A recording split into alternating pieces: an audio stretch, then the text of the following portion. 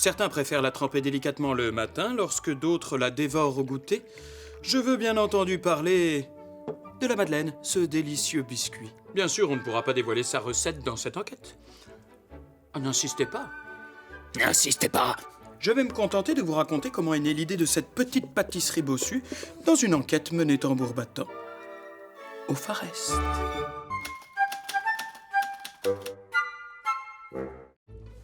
De mémoire de Lorrain, la madeleine et sa bosse seraient originaires de Commercy, dans la Meuse. Mais l'histoire va la consacrer un jour de l'an de grâce 1755 à la cour du roi Stanislas. Mais si, cet homme à perruque particulièrement imposant. Oui, le duc de Lorraine et ex-roi de Pologne Stanislas Lesinski.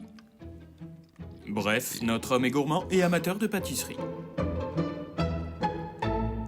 Un jour, alors qu'il reçoit des invités prestigieux dans son château, c'est l'incident diplomatique en cuisine. Rouge de colère pour on ne sait quelle raison, le chef pâtissier prend son tablier, le jette par terre et quitte la cuisine. Forcément, c'est la panique au fourneau. Que va pouvoir déguster le duc de Lorraine? À cette époque, un repas sans dessert, ça ne se fait pas. Il faut respecter le protocole. Le majordome tout affolé finit pourtant par trouver une solution. Il fait confiance à une jeune domestique qui lui propose de cuisiner une vieille recette de sa grand-mère. Elle s'appelle Madeleine Paulmier. N'avez compris le rapport? Madeleine la domestique donne son nom à Madeleine le gâteau. Bonjour Madeleine. Ah non, je vais confondre.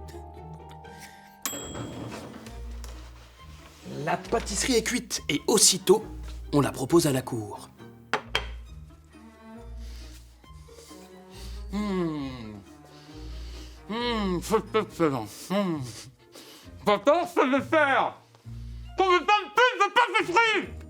C'est le succès! Stanislas veut féliciter l'auteur de ce biscuit.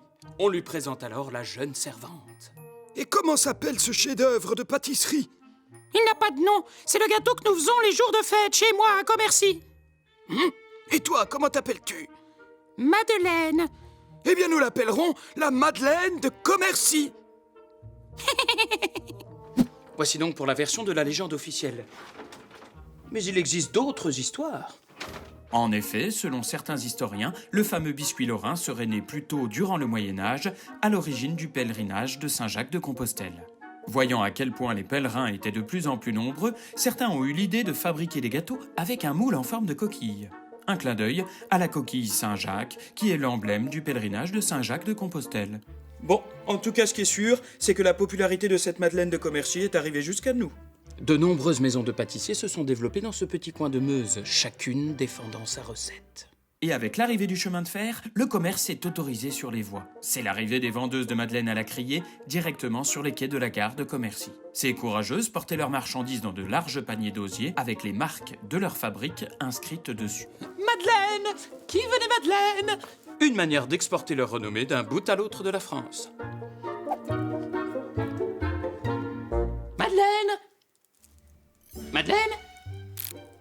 Madeleine? Ah non, moi c'est Nico.